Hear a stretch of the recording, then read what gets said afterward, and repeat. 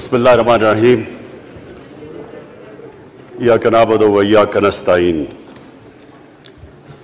میں سب سے پہلے اپنی الائڈ پارٹیز، اپنے اتحادیوں کا دل سے شکریہ ادا کرتا ہوں کہ ابھی بھی اور ہر مشکل وقت میں جس طرح آپ میرے ساتھ کھڑے رہے، آپ کا بہت بہت شکریہ۔ میں اپنے پارلیمنٹیرینز، اپنی ٹیم کا، میں آپ کا شکریہ ادا اس طرح کرتا ہوں کہ میں نے جو آپ کی کل شام کو جو آپ کے حالات دیکھے تو مجھے یہ احساس ہوا کہ آپ سب کو بڑے دل سے تکلیف تھی کہ جو ہمارا وہ سینٹ کا یہ ادھر حفیظ شیخ کے الیکشن میں جب ہارے ہیں، تو میں جو آپ سب کو دیکھا تو مجھے بڑا اچھا لگا، مجھے ایک ٹیم آپ میں نظر آئی، اور انشاءاللہ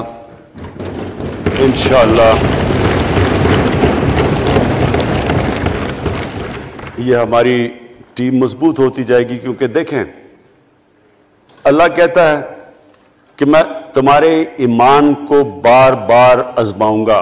اللہ قرآن شریف میں ہمیں کہتا ہے۔ وہ کیوں کہتا ہے؟ وہ آپ کے ایمان کو آزماتا ہے مضبوط کرنے کے لیے۔ جب آپ ایک مشکل وقت سے نکلتے ہیں آپ اور مضبوط ہو جاتے ہیں۔ اللہ نے ایک انسان کو ایک ایسا چیز، ایک ایسا اس کا جو سب سے بڑی جو اس کی مخلوق ہے، اشرف المخلوقات، اس کو جو اللہ نے بنایا ہے، اس کے اندر اس نے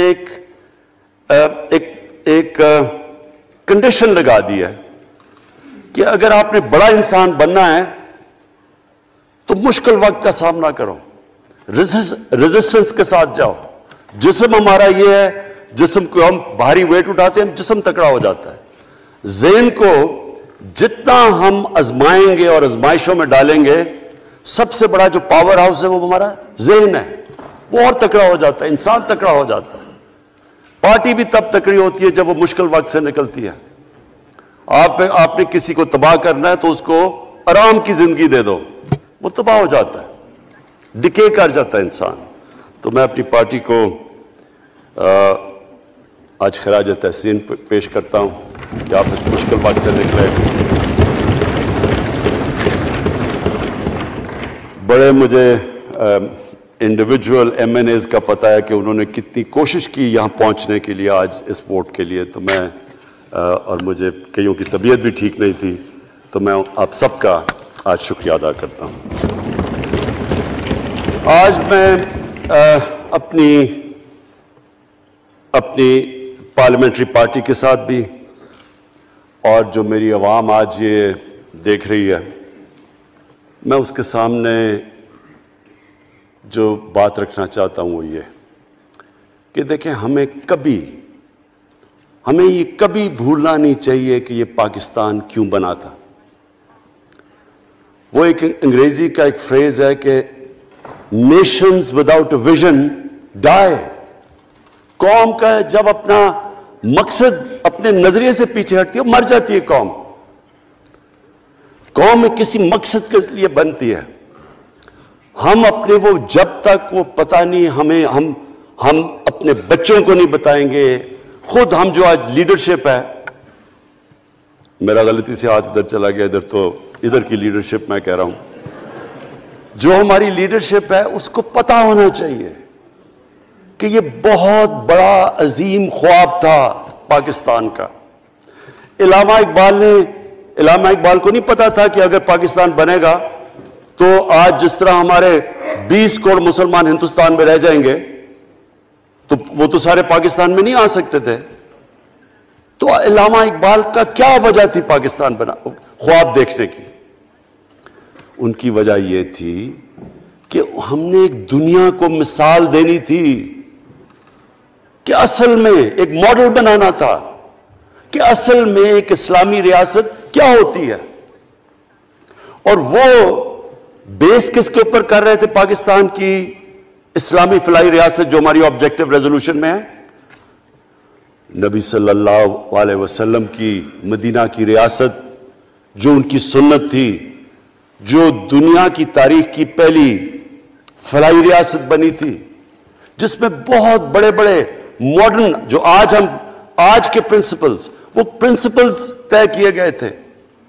وہ ریاست بنی تھی، اور وہ ریاست ایک ماڈل ایسا تھا کہ اس کے بعد ایک جن کو کوئی جانتا ہی نہیں تھا، ایک قوم، ایک عرب قبیلوں میں تقسیم ہوئی قوم جس کی حیثیت ہی کوئی نہیں تھی، ان اصولوں کے اوپر چلتے ہوئے یہ دنیا کی تاریخ کا معجزہ ہے جو ہوا اس کے بعد.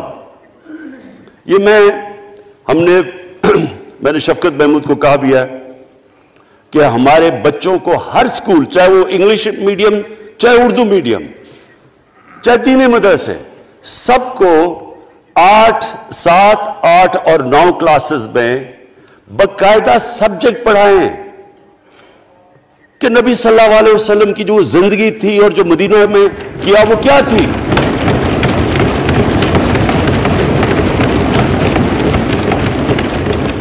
تاکہ ان کو پتہ چلے کہ اس ملک کا مقصد کیا تھا. بڑے لوگ جو پاکستان نہیں چاہتے تھے وہ کیا کہتے تھے؟ وہ کہتے تھے کہ پاکستان تو بن گیا تو آپ نے تباہ، جو مسلمان ہندوستان میں رہ گئے ان کو آپ نے سیکنڈ کلاس سٹیزن بنا کے چھوڑ دیا. آج بیچارے مسلمانوں سے کیا ہو رہا ہے وہاں؟ تو وہ لوگ کہتے ہیں کہ اگر پاکستان نہ بنتا تو مسلمانوں کی زیادہ طاقت ہونی تھی. ایک ہندوستان میں اس طرح مسلمانوں کا برا حال نہیں ہونا تھا جو آج ہے. یہ ایک آرگیومنٹ دی جاتی ہے. اور اگر ہم پاکستان کو جس مقصد کے لیے بنا تھا اگر ہم ادھر نہیں لے کے جائیں گے تو وہ ٹھیک کہہ رہے ہیں. یہ تو نہیں تھا کہ وہاں ٹاٹا برلا تھے جو اربوں پتی اور یہاں یہ شریف اور زرداری اربوں پتی بن جائیں. اس لیے تو نہیں پاکستان بنا تھا. یہ بڑی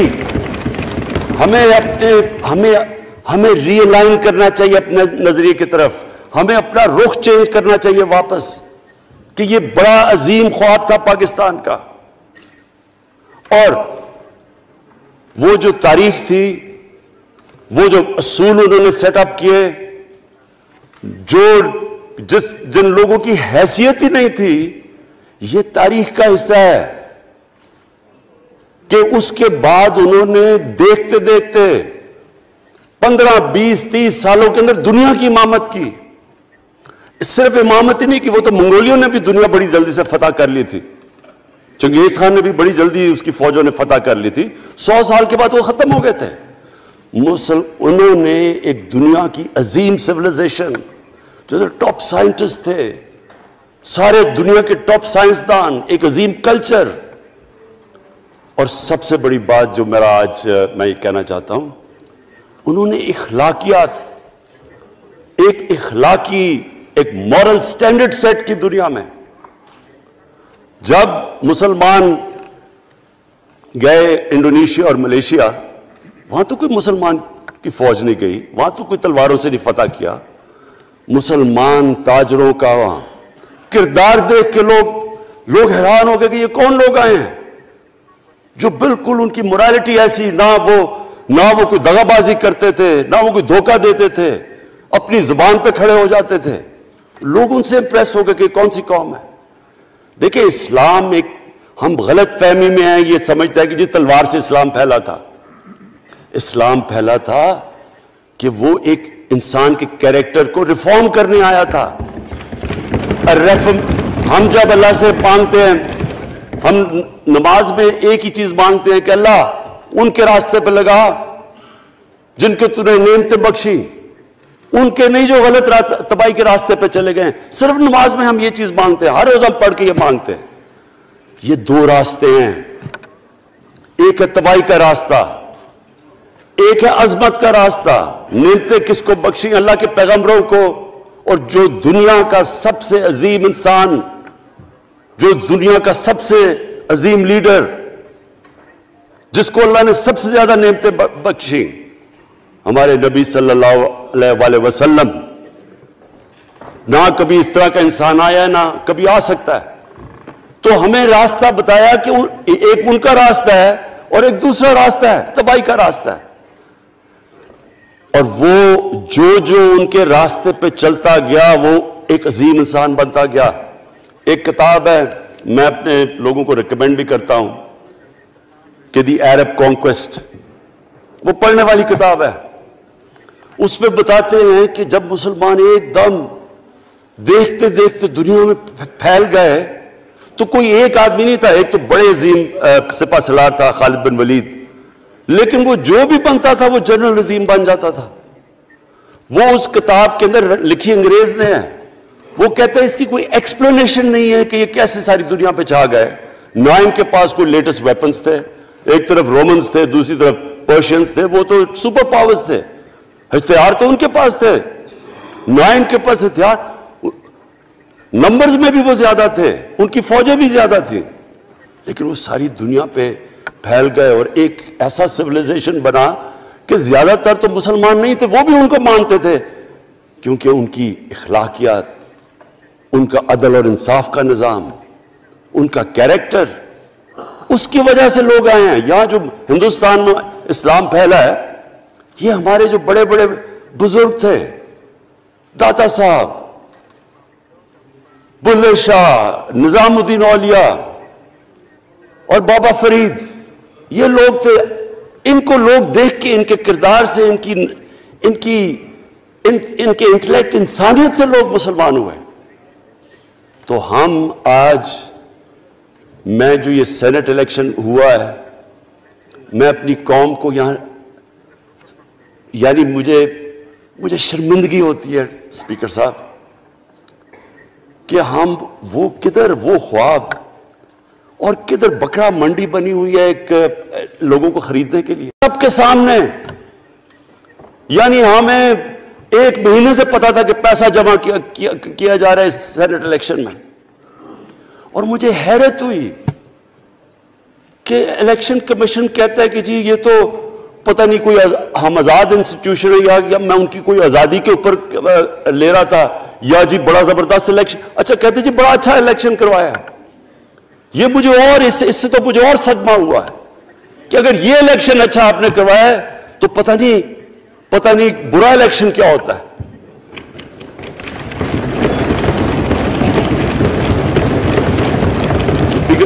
اسپیکر صاحب یہ دیکھیں، مجھے یہ افسوس یہ ہوتا ہے کہ ہم ایک چیز سمجھتے نہیں ہیں. ہم کہتے ہیں نا جی ہمارے معاشی حالات بہت برے ہیں. دیکھیں جی ہماری ڈیفیسٹ تھے، یہ ہمارے کرنٹ اکاؤنٹ، یہ جو بھی ہم کہتے ہیں قرضے چڑھے ہوئے ہیں. یہ جو قرضے چڑھے ہوئے ہیں یہ ایک بیماری کے سمٹمز ہیں. بیماری کچھ اور ہے. اخلاقی طور پہ ہماری قوم کو تباہ کیا ہے، پھر معاشی تباہی آتی ہے.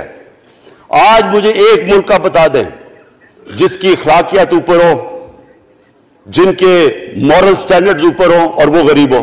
ایک ملک مجھے بتا دیں، اور کوئی ملک مجھے بتا دیں جتنا مرضی پیسہ ہو، وسائل ہو، سب کچھ ہو، لیکن وہاں کی بھی جو لیڈرشپ کرپٹ ہو، وہ مجھے بتا دیں کہ اس میں خوشحالی ہو.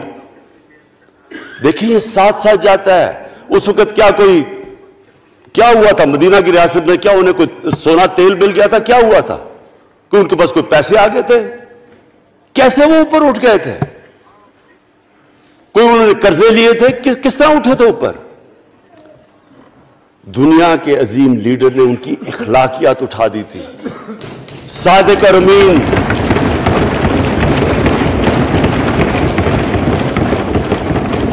ایک قوم، انہوں نے ہمیں بتایا. ہمیں قرآن میں اللہ حکم کرتا ہے کہ ان کی سنت پہ چلو.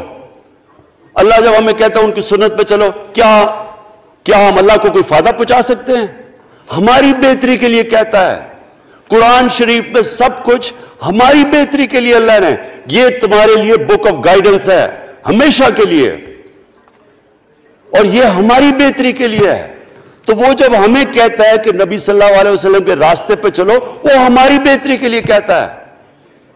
اور میں جس نے اس عمر میں ساری دنیا دیکھ لیا ہے، اسپیکر صاحب میں آپ کو بتاؤں، مجھے تکلیف ہوتی ہے دیکھ کے.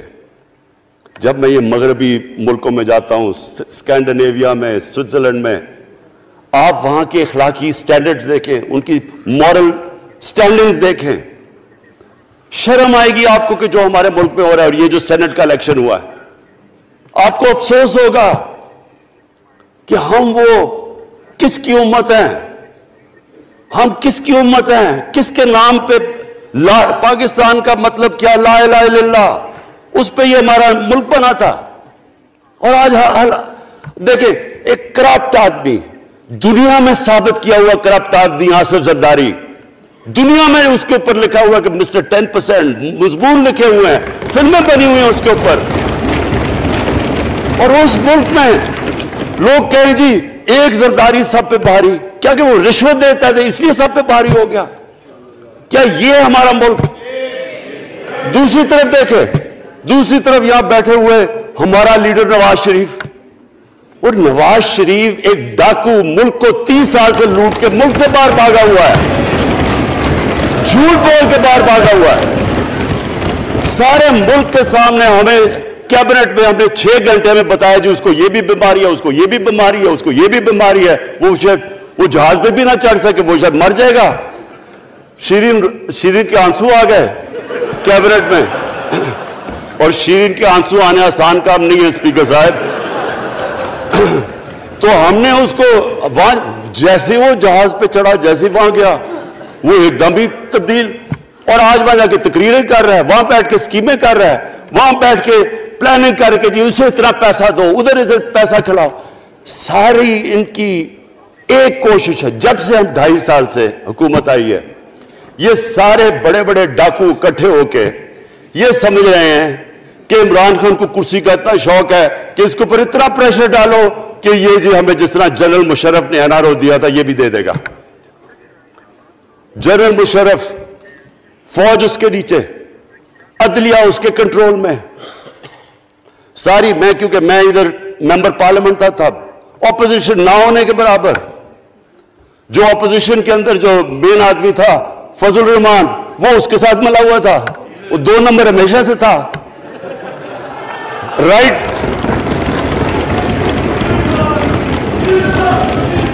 اور وہ آدمی جس کے پیچھے امریکہ ان کی جنگ لڑ رہا تھا، سب کچھ وہ ان کے پریشر میں آ کے ان دونوں کو NRO دیا، اور اتنا بڑا اس ملک کے اوپر اس نے جرم کیا ہے۔ ان دونوں نے آ کے NRO لے کے دونوں ہاتھوں سے ملک لوٹا، اس کے بعد دونوں نے اس ملک کے اوپر 4 گنا زیادہ قرضہ چڑھایا۔ اسپیکر صاحب 6,000 ارب سے ہمارا قرضہ جو ٹوٹل لائبلٹیز 30,000 ارب پہ پہنچا دی۔ آج ہمارے اوپر کیا مسئلہ ہے؟ ہمیں یہ قرضوں کی قسطیں دیتے ہوئے بیچارے لوگوں کے اوپر بوجھ ڈالنا پڑتا ہے۔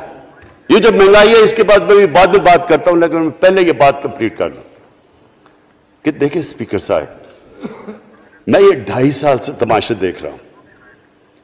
یہاں پہلے دن پرائم منسٹر بن کے پرائم منسٹر تقریر کرنے جا رہا ہے، کھڑے ہو کے تقریر نہیں کرنے دی۔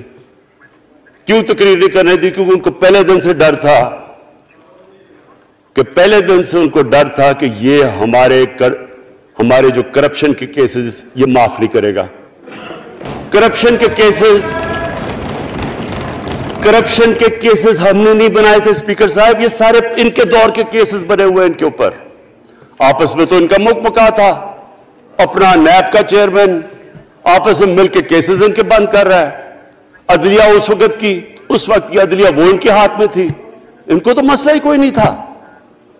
وہ $60 ملین آصف زرداری کا سوئٹزرلینڈ میں پڑا ہوا ہے، وہ جج کہہ رہا ہے کہ واپس لے کے آؤ۔ وہ یوسف رضا گیلانی جو یہاں سے سینیٹر بنا ہے، وہ پاکستان کا $60 ملین پڑا ہوا ہے سوئٹزرلینڈ میں، وہ جج کہہ رہا ہے کہ واپس لے کے آؤ۔ وہ کہتے نہیں جی میں نہیں خط لکھتا۔ بھئی آپ کے باپ کا پیسہ تھا، پاکستانی قوم کا پیسہ تھا، اس کے اوپر وہ ڈسکوالیفائی ہو جاتا ہے۔ وہ ایسے پھر ہے جس طرح نیلسن منڈیلا کہیں ڈسکوالیفائی ہو گیا۔ اسپیکر صاحب میں یہ چیزیں آپ کو اس لیے بتا رہا ہوں، میں تو ان کو 30 سال سے جانتا ہوں۔ دیکھیں جب تک ہم اس ملک میں اپنی اخلاقیات ٹھیک نہیں کریں گے، مورل سٹینڈرڈز ٹھیک نہیں کریں گے، جب اس طرح کے الیکشن ہوں گے کہ کھل کے پیسہ چل رہا ہے اور ہم کہیں گے نہیں جی وہ پٹواری کیوں پیسے لیتا ہے، تو وہ تھانے دار کیوں پیسے لیتا ہے، وہ سرکاری نوکر، وہ تو بیچارہ جو نچلا طبقہ ہے وہ تو واقعی جس طرح شیخ رشید نے کہا ہے، مہنگائی جو بڑی ہے بیچارے لوگوں کی تنخواہ میں گزارا نہیں ہو رہا۔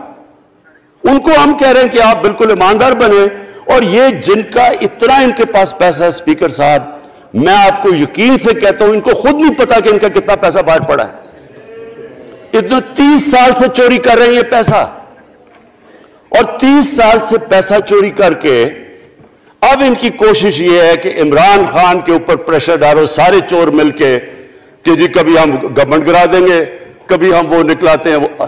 آپ سوچیں فیٹف کے اوپر، اب فیٹف ہماری وجہ سے تو نہیں فیٹف پہ ہم گرے لسٹ میں آئے، یہ تو نون لیگ کے دور میں گرے لسٹ میں آئے ہیں۔ اب اگر فیٹف کی بلیک لسٹ میں پاکستان جاتا ہے تو یہاں سب کو پتا ہے کہ سینکشنز لگ جائیں گی، تو آگے مشکل سے ہم نے اکانومی کو سٹیبلائز کیا، مشکل سے۔ اگر بلیک لسٹ میں جاتا ہے تو اکانومی سیدھی نیچے۔ آج جو لوگوں کو مشکل پڑی ہوئی ہے، اور مشکل پڑی ہوئی ہے ہمارے لوگوں کو مہنگائی کی، اس کی وجہ یہ ہے کہ ہمارا روپیہ جو تھا تقریباً 107 روپے کا، آج 160 روپے کا۔ تو جب روپیہ گرتا ہے تو ساری چیزیں باہر سے مہنگی ہو جاتی ہیں، پٹرول، ڈیزل، بجلی۔ اب بجلی کی آدھی بجلی ان سے باقی ڈالر کانٹریکٹس کے اوپر بجلی کے کانٹریکٹ سائن کیے ہوئے ہیں، وہ سب کچھ باہر سے، دالیں مہنگی، جو چیز باہر سے امپورٹ کرتے ہیں، گھی مہنگا، ساری چیزیں مہنگی ہو جاتی ہیں۔ تو یہ سوچ لیں کہ اگر ہمارے اوپر سینکشنز لگ جائیں، اگر ہمارے اوپر فیٹف کی سینکشنز لگ جاتی تو یہ تو آپ تو سوچ ہی نہیں سکتے کہ یہ ملک میں کیا حال ہونا تھا۔ تو ہم اپنے ملک کے لیے فیٹف کی ریکوائرمنٹ پہ لیجسلیشن کروا رہے ہیں، اور انہوں نے جناب اتنا بڑا وہ ذرا پکڑا، اتنا بڑا وہ لا دیا جی، اتنا بڑا جی، یہ 34 شکیں چینج کر دیں نیب میں۔ اب نیب کا فیٹف سے کیا تعلق ہے؟ انہوں نے سمجھا کیا عمران خان قابو آ گیا، اب تو یہ ڈر کے فیٹف کی بلیک لسٹ سے اب تو جناب ہمیں یہ 34 شکیں سائن کر کے تو نیب کو ختم کر دے گا۔ مطلب یہ کہ صرف ان کی چوری کے کیسز ختم ہو جائے، بس ون پوائنٹ ایجنڈا ان کا۔ اور میں نے آپ کو پہلے دن یہاں سے کہا تھا، پہلے دن یہاں کھڑے ہو کے میں نے کہا تھا کہ ان کا صرف ون پوائنٹ ایجنڈا، میں ان کو جانتا ہوں، میں ان کو جانتا ہوں، جب یہ سارے اپوزیشن میں میرے ساتھ تھے، ان کا صرف ایک خوف ہے کہ یہ این آر او نہیں دے گا، لہٰذا اس کو اتنا بلیک میل کرو، اور اب فیٹف کے اوپر تو یہ پھنس گیا ہے تو اب اس سے لے لو، اس سے کنسیشن لے لو تاکہ نیب ختم ہو جائے۔ اب سوچیں کیا ان کو ملک کا فکر ہے؟ کیا ان کو نہیں پتا تھا کہ کیا ہونا ہے اگر فیٹف کی بلیک لسٹ پہ چلے جاتے ہیں؟ اس کے بعد انہوں نے جلسے کرنے کی کوشش کی، بڑا جی پبلک نکالیں گے ہم، مینار پاکستان کے اندر جلسہ۔ مینار پاکستان کا یہ جانتے نہیں، دیکھیں ان کے بھی آگئے ایک شہزادہ ایک شہزادی جنہوں نے زندگی میں کبھی کام کیا نہیں ہے، نہ ان کو پتہ ہے کہ سٹرگل ہوتی کیا ہے۔ جناب مینار پاکستان خود ہی اخباروں کے اندر اپنے آپ کو پیسے خرچ کر کے اخباروں میں ذرا نمایاں کر کے جناب انہوں نے مینار پاکستان میں جلسہ کر لیا۔ اب میں تو جانتا ہوں مینار پاکستان، اور میں تو اپنے لاہور کو بھی جانتا ہوں، میں تو اپنے لاہور شہر کو بھی جانتا ہوں۔ وہ لاہور شہر ملک کا کوئی پیسہ چوری کیا ہو اس کے خلاف تو نکلے گا، لیکن بڑے بڑے ڈاکو اگر وہ سمجھ رہے ہیں کہ اپنی چوری بچانے کے لیے لاہور شہر کو نکالیں گے تو وہی ہوا جو ان کے ساتھ مینار پاکستان میں ہوا۔ اب آ کے جو اور ڈاکٹر فہمیدہ مرزا نے بڑا اچھا آپ کو ایکسپلین کیا، انہوں نے بتایا کہ یہ کیوں ضروری تھا اوپن بیلٹ۔ انہوں نے بتایا کہ الیکشن کمیشن کی تو ریکوائرمنٹ ہے کہ آنسٹ ہو، فری اور فیئر الیکشن ہو۔ تو انہوں نے 2008 میں چارٹر آف ڈیموکریسی میں کہا ہوا کہ جی اوپن بیلٹ ہونی چاہیے، دونوں پارٹیز نے۔ اور اس کے بعد ایک دم وہاں سے دونوں سب ادھر سے بھاگ کے اور کہتے نہیں جی خفیہ بیلٹ ہونی چاہیے۔ میں نے تب کہہ دیا کہ خفیہ بیلٹ کا ایک مقصد تھا، سارے مل کے کوشش کریں گے کہ حفیظ شیخ کو ہرائیں، اور وہ جو آدمی جیتا ہے پاکستان کا کرپٹ ترین آدمی۔ میں ایک چیز آپ کو آج کہتا ہوں، یوسف رضا کے آپ صرف ایسٹس دیکھ لیں، پرائم منسٹر بننے سے پہلے تھے اور اس کے بعد کیا ایسٹس ہیں، بس ایک چیز دیکھ لیں، کوئی آپ کو کچھ کرنے کی ضرورت نہیں ہے، آپ کو پتا چلے گا انہوں نے اس نے کیا کیا اپنے زمانے میں۔ تو اس کو لا کے یہاں بٹھا کے تو جناب انہوں نے سارا پیسہ لگا کے, اور ہمیں سب پتا تھا کیا ہو رہا ہے, اور اس کو جا کے جناب انہوں نے ہروا دیا حفیظ شیخ کو. اب کیا پیغام گیا سارے ملک میں اس کا؟ میں نے کیوں یہ آج ووٹ آف کانفیڈنس لی ہے, اس کا کیا پیغام گیا دنیا میں؟ سارے لوگوں کے سامنے اوپن ہارس ٹریڈنگ, لوگوں کو راتوں کو کال کر رہے ہیں, یا میں تو خاص داد دینا چاہتا ہوں, میرے ممبرز بیٹھے ہیں, خواتین بیٹھی ہیں جن کو کالیں گئی ہیں رات کہ جی 2 کروڑ سے ریٹ شروع ہوگا, ہم اب آپ کو آگے پیسے دیں گے. ان کو ساروں کو پیسے آفر کر رہے ہیں. اور پھر اگر میں صرف الیکشن کمیشن کو ایک چیز کہنا چاہتا ہوں, آپ مہربانی کریں پاکستان کی ایجنسیز سے صرف ایک سیکرٹ بریفنگ لیں, آپ ان کو اندازہ ہوگا کتنا پیسہ چلا اس الیکشن کے اندر, پتہ چلوائیں کیا ہوا اس الیکشن میں, تاکہ آپ اس طرح کی سٹیٹمنٹ نہ دیں کہ جی ہماری کوئی آزادی ختم کر رہی ہے. میں آپ کی آزادی ختم کر رہا ہوں یہ کہہ کے آپ کہ یہ جو الیکشن میں ہوا ہے. اسپیکر صاحب, میں آج اس اوکیزن کے اوپر, کیونکہ مجھے اس پہ کافی, میں 2.5 سال یہ بڑی چیزیں برداشت کرتا رہا ہوں, اور میں اس لیے صبر سے کرتا رہا ہوں کیونکہ ملک اتنا ہمارا مشکل میں ہے. جو ہمیں ٹائم ملا جب میری گورنمنٹ آئی, میں آپ کو یقین سے کہتا ہوں کہ ساری زندگی میری تو سٹرگل میں گزری. جو بھی آپ انسان کسی چیز میں کمپیٹ کرتا ہے, اگر آپ نے ملک میں اپنے سب سے ٹاپ 11 کھلاڑیوں میں پہنچنا ہے تو ایک بہت سارے ملک میں مقابلہ کر کے آپ وہاں پہنچتے ہیں, اس میں ایک بڑی سٹرگل ہوتی ہے, اونچ نیچ ہوتی ہے بڑی. اور پھر اگر آپ کو دنیا کے لیول پہ آپ کو اپنا, اگر آپ کو منوانا ہے, اس کی اور ایک سٹرگل ہوتی ہے. اور میری اس سے زیادہ بڑی سٹرگل تھی کہ ایک آدمی جا کے ہاسپٹل بنانے کی کوشش کرے, اور وہ بھی کینسر ہاسپٹل, تو ایک وہ بہت بڑی سٹرگل تھی. پھر پالیٹکس میں لمبی سٹرگل رہی ہے, اکیلا تھوڑا سے لوگوں کے ساتھ شروع ہوا تھا, اور سٹرگل کر کے 14-15 سال تو مذاق اڑتا تھا میرا, سارے ہنستے تھے جب نام سنتے تھے میرا. تو ایک سٹرگل کر کے یہاں پہنچا ہوں. جو یہ 2.5 سال میں اسپیکر صاحب میں نے سٹرگل کی ہے, یہ میری زندگی کی سب سے مشکل سٹرگل تھی. اور کیوں مشکل تھی؟ کیونکہ جو یہ 10 سال میں اس کو ڈیکیڈ آف ڈارکنس کہتا ہوں, ایک ایک انہوں نے ادارہ تباہ کیا. صرف 10 سال پہلے اداروں کے حال دیکھ لیں, کوئی ادارہ اٹھا لیں, پی آئی لے لیں, ریلوے لیں, سٹیل مل 8 ارب روپے کا پروفٹ لے کے بیٹھی ہوئی تھی. 8 ارب روپیہ سٹیل مل میں پروفٹ تھا جب تک کہ زرداری نے ہاتھ نہیں مارا اس کو. اپنا وہ ریاض لال جی فرنٹ مین رکھ کے ہمارے سامنے, میرے پاس آئے لوگ چیمبر والے, انہوں نے کہا جی یہ سٹیل مل سستی بلٹس اس کو بھیجا, اس کے تھرو پیسے دے رہا ہے. وہ سٹیل مل آج بند پڑی ہے. ایک ایک ادارہ انہوں نے تباہ کیا, بھرتیاں کی لوگوں کی.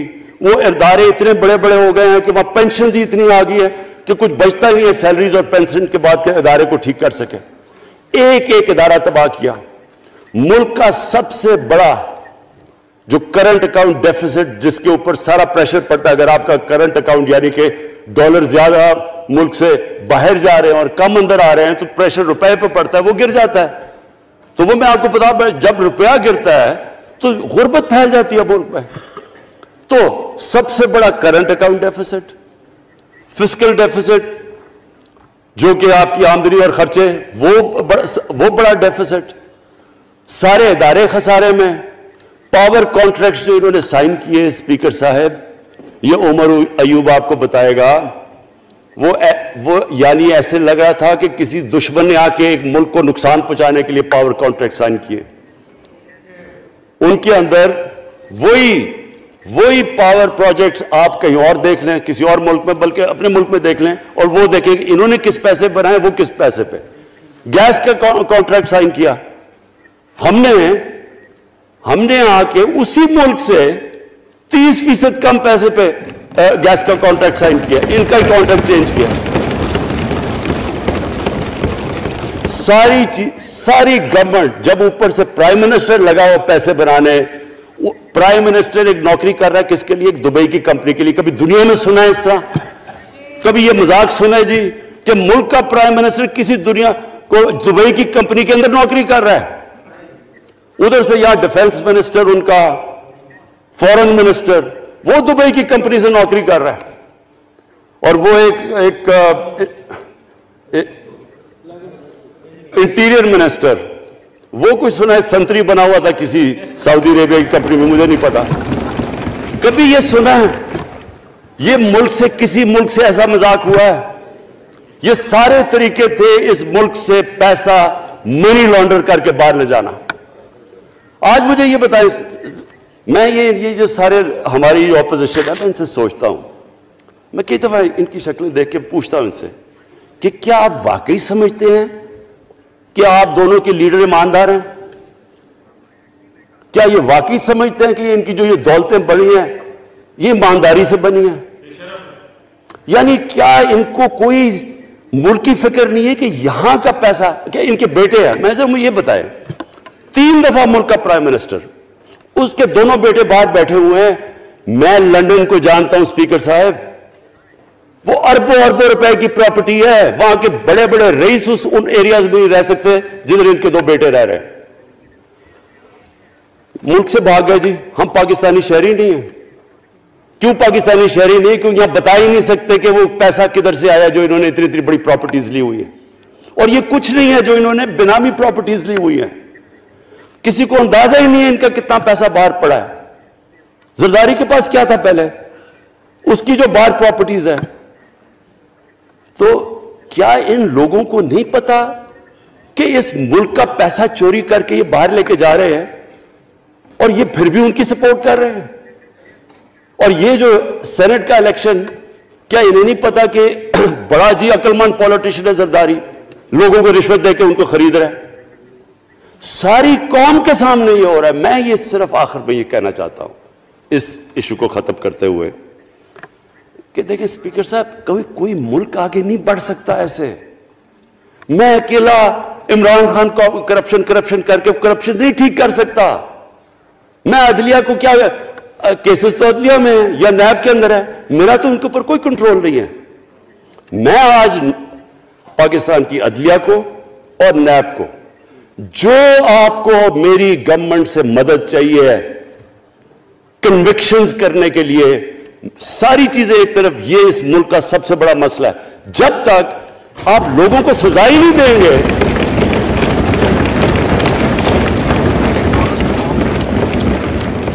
جب تک لوگوں کو سزا ہی نہیں ملیں گی.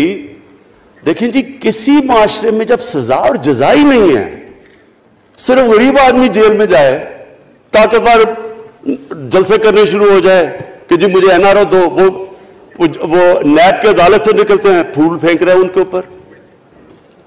اربوں روپے کی چوری کی ہوئی ہے انہوں نے. وہ تو اسپیکر صاحب، میں ایک معاشرہ کرپشن کے خلاف لڑتا ہے. آپ جتنے مرضی قانون بنا دیں، وہ کرپشن کے خلاف، وہ کرپشن نہیں ختم کر سکتے. معاشرہ فیصلہ کرتا ہے کہ ہم نے اس ملک میں کرپشن نہیں ہونے دینی.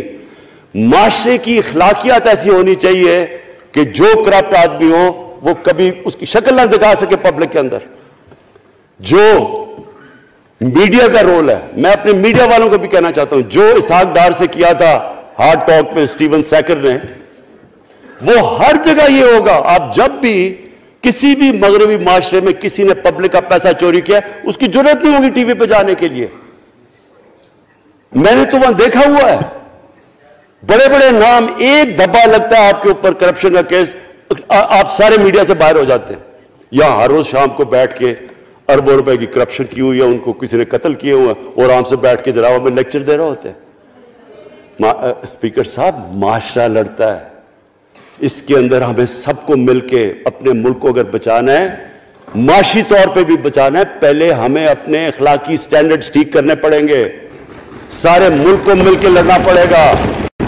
اگر ہم نے اپنے بچوں کے مستقبل کو بچانا ہے، اپنی آنے والی جنریشنز کو بچانا ہے، اس ملک کو ایک عظیم ملک بنانا ہے، تو وہ شروع ہوگا جب ہم مدینہ کے ریاست کے سب سے بڑے اصول عدل اور انصاف، کیونکہ انصاف اور عدل جب ایک معاشرے میں آ جاتا ہے، جب ایک معاشرہ کھڑا ہو جاتا ہے میریٹوکریسی کے اوپر، جب ایک معاشرے میں صرف ایک جو کرپٹ جتنا مرضی طاقتور ہو وہ جیل میں جاتا ہے اور عام آدمی اوپر آ سکتے ہیں، وہ معاشرہ تب آگے بڑھتا ہے. تو میں میں صرف اس کے اوپر یہ کہنا چاہتا ہوں کہ مجھے ساری قوم کی اس میں مدد کی ضرورت ہے. میں اپنی ساری زندگی کوشش کر چکا ہوں اور کرتا رہوں گا. میں تو اپنی پارٹی کو یہ بھی کہا تھا کہ اگر میری پارٹی ساری بھی چھوڑ دے میں اکیلا بھی ان کے خلاف لڑتا رہوں گا. میں تو کبھی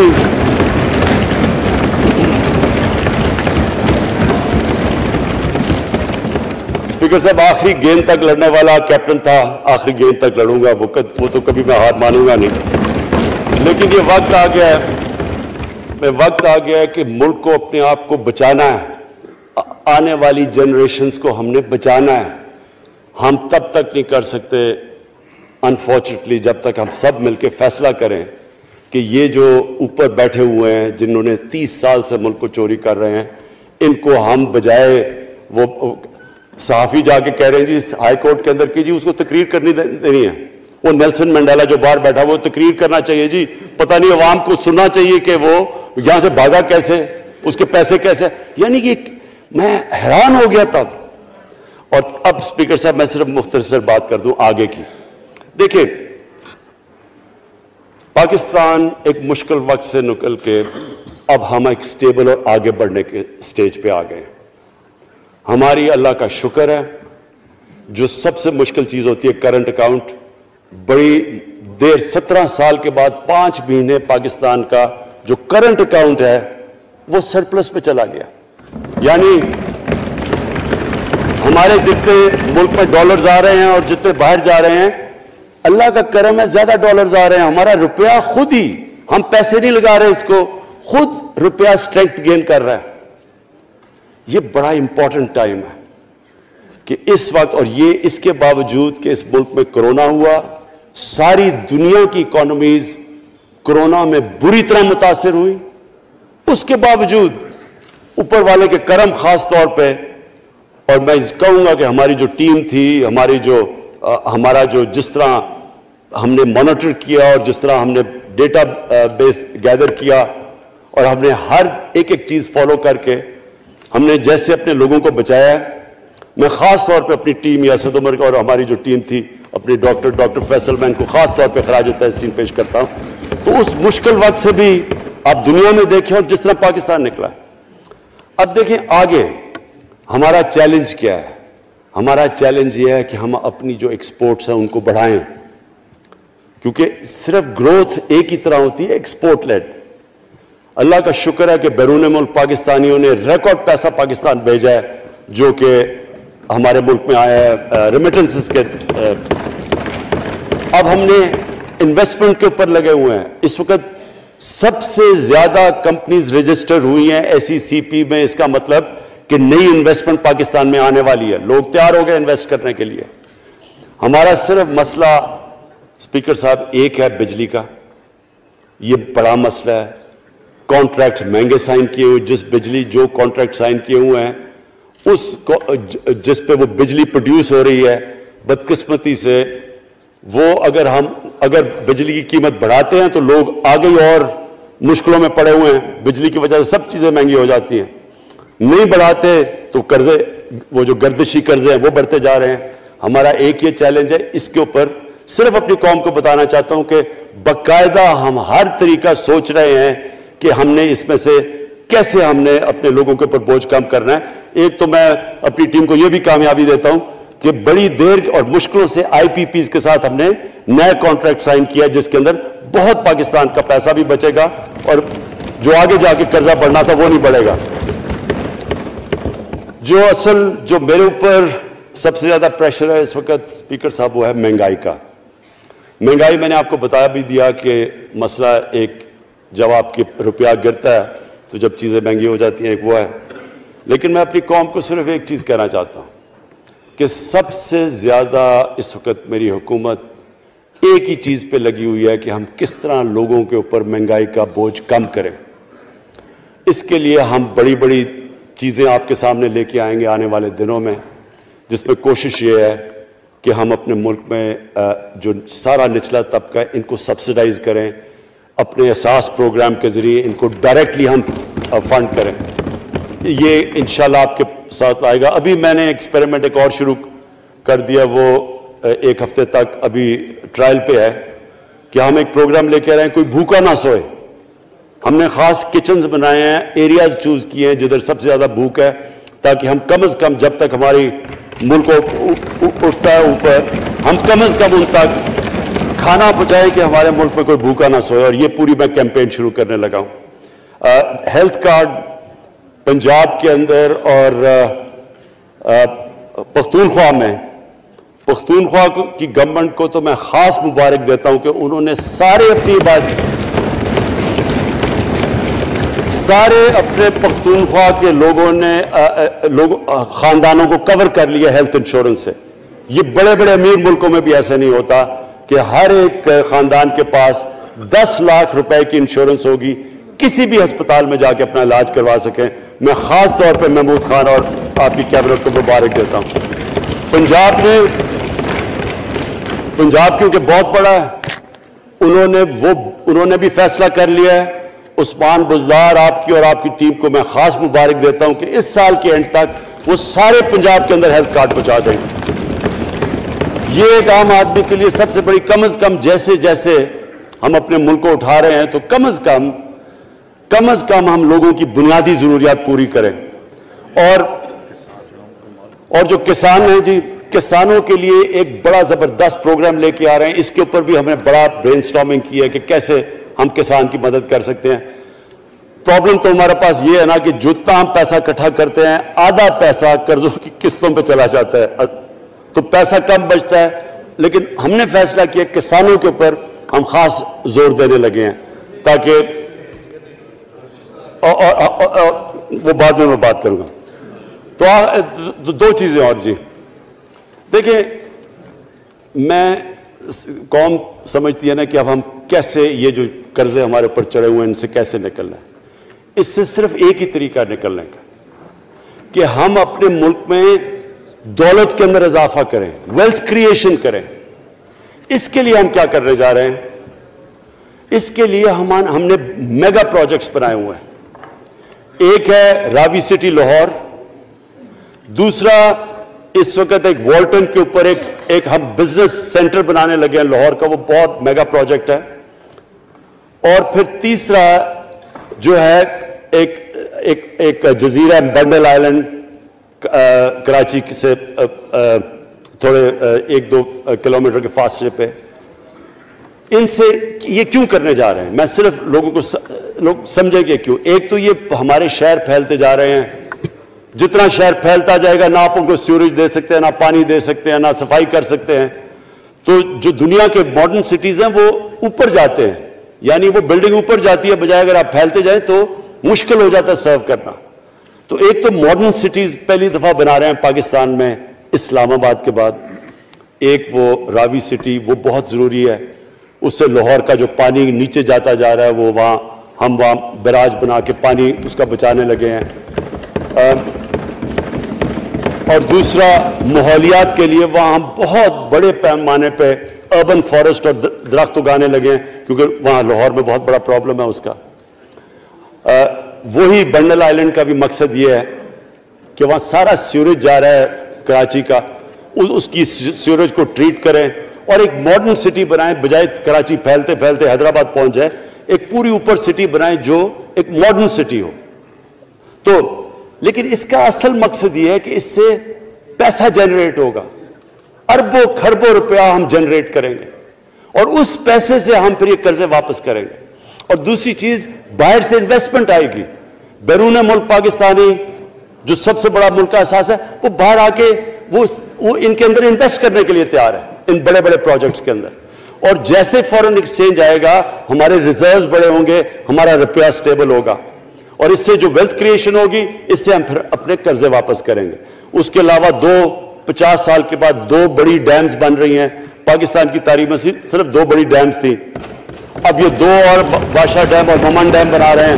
لیکن مجھے جو آخر میں بات کہنی ہے اسپیکر صاحب وہ یہ کہ پاکستان کو آگے بڑھنے سے کوئی نہیں روک سکتا انشاءاللہ.